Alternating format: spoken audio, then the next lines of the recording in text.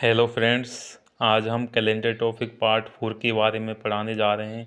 इससे पहले हमने आपको 3 क्लासें पढ़ा दी हैं। आज हम आपको कैलेंडर टॉपिक पार्ट 4 के बारे में पढ़ाने जा रहे हैं। दोस्तों, आप अच्छे से पढ़ना और ध्यान से समझना। टाइप 2 पढ़ते हैं, जिसमें पहला सवाल आता है 21 जनवरी 2001 को मंडे था, तो 16 मई 2001 को क्या होगा। इसके लिए हम दोस्तों क्या करते हैं, सबसे पहले जो जो बचे 21 जनवरी के बाद के जो बचे हुए दिन हैं उनको लिखते हैं। और वैस जनवरी, फरवरी, मार्च, अप्रैल, मई, बाकी अगर लीप साधारण वर्ष है तो हम फरवरी को 0 लिखेंगे, 0 इसका और डे आएगा। मई का 3 आएगा, अप्रैल का 2 आएगा, मई में क्या होता है, इसमें जो दी गई हुई तारीख है वो लिखते हैं 16। इसलिए इनको सबको काटने के बाद में 10 आते हैं, क्योंकि इसका जो दोस्तों इसका काटने का रूल है कि अगर 21 आता है, 14 आता है, 28 आता है तो वो कट जाते हैं, उसमें और डे हमें शेष नहीं बच पाते हैं। इसलिए जैसे 16 3 19 और 2 21, तो 21 पे कर जाते हैं तो 10 शेष बचता है, तो 10 में 7 का भाग देते हैं, 3 शेष बचता है। तो हम मंडे में 3 ऐड करेंगे तो इसका आंसर थर्सडे आएगा।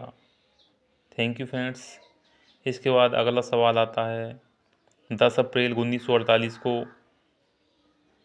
संडे था, तो 19 अक्टूबर 1948 को क्या होगा। इसके लिए हम सबसे पहले मंथ के डे को काउंट करते हैं। इसमें सबसे पहले हम अप्रैल, मई, जून, जुलाई, अगस्त, सितंबर, अक्टूबर लिखते हैं।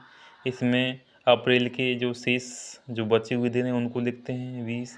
उसके बाद मई, जून, जुलाई, अगस्त, सितंबर, अक्टूबर के जो ऑड डे बचते हैं उनको लिखते हैं।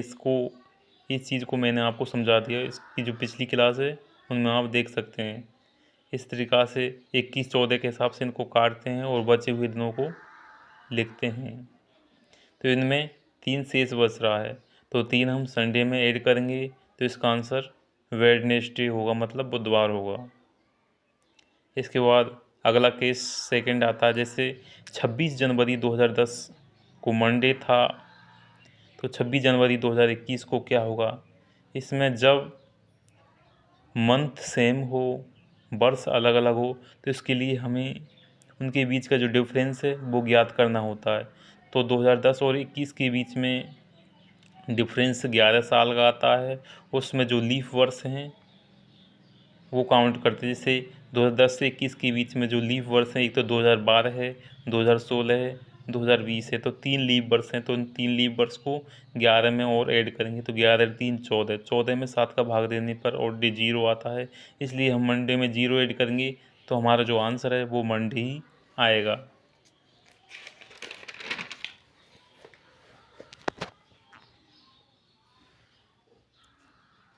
इसके बाद अगला सवाल आता है 15 अगस्त 2018 को मंडे था, तो 15 अगस्त 2030 को क्या होगा।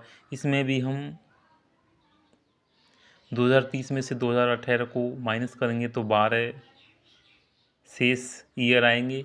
इसके बाद हम इसमें लीफ ईयर को भी काउंट करते हैं, तो 2018 के बाद में जो लीफ ईयर आएगी 2020 आएगी, 24 आएगी, 2028 आएगी, तो 3 लीफ ईयर आती हैं। तो 12 में 3 लीफ ईयर को जोड़ते हैं तो 15 टोटल आ जाता है।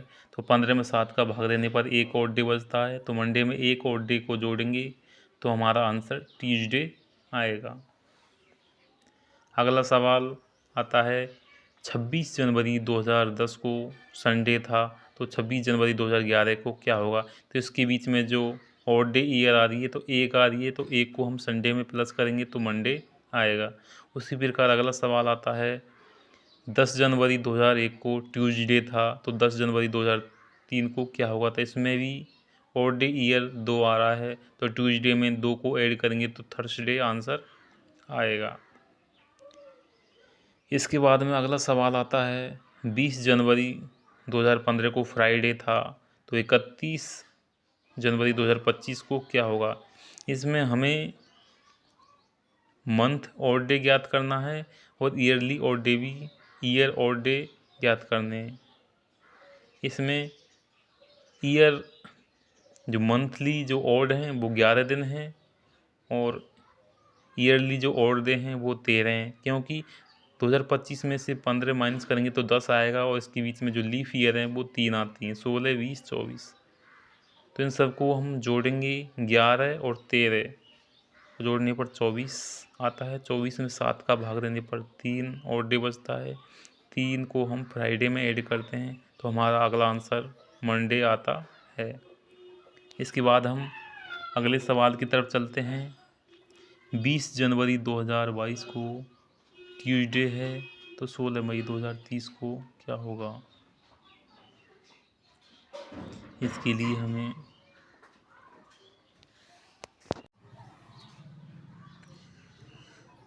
तो अगला सवाल आता है 20 जनवरी 2022 को ट्यूसडे था तो 16 मई 2030 को क्या होगा। इसमें हमें ईयरली काउंट करने हैं और मंथ और डे भी काउंट करने हैं। तो जो मंथली जो दिन हैं वो कैसे याद करते हैं, तो जो इसमें दी गई जो दिन है उसकी जो शेष दिन है वो लिखते हैं। जैसे जनवरी में 20 जनवरी के बाद 11 दिन बचते हैं तो 11 लिखते हैं। फरवरी 2030 के हिसाब से साधारण वर्ष है इसलिए हम फरवरी का और डे 0 मानते हैं। मई का 3, अप्रैल का 2 और शेष दी हुई तारीख लिखते हैं मई की तो 16 लिखते हैं। तो इनको काट के हमें 10 आ रहा है। 8 तो शेष साल बची और 2 लीफ ईयर आते हैं तो 10 और 18 इनको मिला करके आते हैं। जनवरी फरवरी इनको काटने के बाद में जो जो शेष बचे हुए दिन हैं वो लिखते हैं। तो 18, 10, 28, 28 में 7 का भाग देने पर 0 शेष बचता है। तो हम ट्यूसडे में 0 ऐड करेंगे तो ट्यूसडे हमारा आंसर होगा। इसके बाद अगला कॉन्सेप्ट आता है 10 मार्च 2011 को संडे था तो 15 अगस्त 2021 को क्या होगा। इसके लिए भी ऐसे ही करते हैं जैसे मार्च, अप्रैल, मई, जून, जुलाई, अगस्त। तो मार्च के जो शेष बचे हुए दिन हैं वो लिखते हैं 21, अप्रैल का 2, मई का 3, जुलाई का 2, जून का 2, जुलाई का 3, अगस्त के शेष बचे हुए दी हुई तारीख वो लिखते हैं। तो इनको काटने के बाद में 13 + 4 बचता है तो इनको ऐड करते हैं 17, 17 में 7 का भाग देने पर 3 शेष बचता है। 3 को हम संडे में ऐड करने के बाद में बुधवार हमारा आंसर आता है। इसके बाद 16 जनवरी 2012 को संडे था तो 18 अप्रैल 2022 को क्या होगा। इसमें हमें सबसे पहले ईयर काउंट करने हैं तो 10 ईयर शेष बचते हैं और लीफ ईयर 3 आते हैं। इन सबको मिला के 13 होते हैं और मंथ को जोड़ते हैं तो मंथली जो दिन है वो 15 बचते हैं। तो इन सबको ऐड करने के बाद 28 आता है। 28 में 7 का भाग देने पर 0 शेष बचता है तो संडे में 0 ऐड करने पर संडे हमारा आंसर आता है।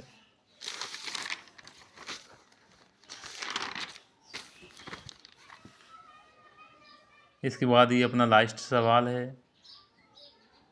जैसे 20 जनवरी 2016 को मंडे था तो 31 मार्च 2025 को क्या होगा। इसके लिए हमें जनवरी, फरवरी, मार्च के और डे ज्ञात करने। 20 जनवरी के बाद जो बचे हुए दिन आते हैं वो लिखते हैं तो 11। 2025 के हिसाब से फरवरी 7 वर्ष मान जाती है इसलिए फरवरी का कोड 0 लिखेंगे। मार्च 31 लिखेंगे क्योंकि दी हुई तारीख वो लिखते हैं। इन सबको मिला के 42 आता है। 42 में 7 का भाग देने पर 0 शेष बचता है। फिर इधर हमारे 9 शेष बचते हैं और लीफ ईयर 3 आती है। इनको जोड़ने के बाद में 12 आता है। 12 में 7 का भाग देने पर 5 और डे आता है तो मंडे में 5 और डे जोड़ने के बाद में सैटरडे हमारा आंसर आता है। थैंक यू दोस्तों, आज हमारी क्लास यहीं पर समाप्त होती है। ज़्यादा से ज़्यादा लाइक और सब्सक्राइब करिए। इसके बाद अगली क्लास आपको जल्दी आएगी।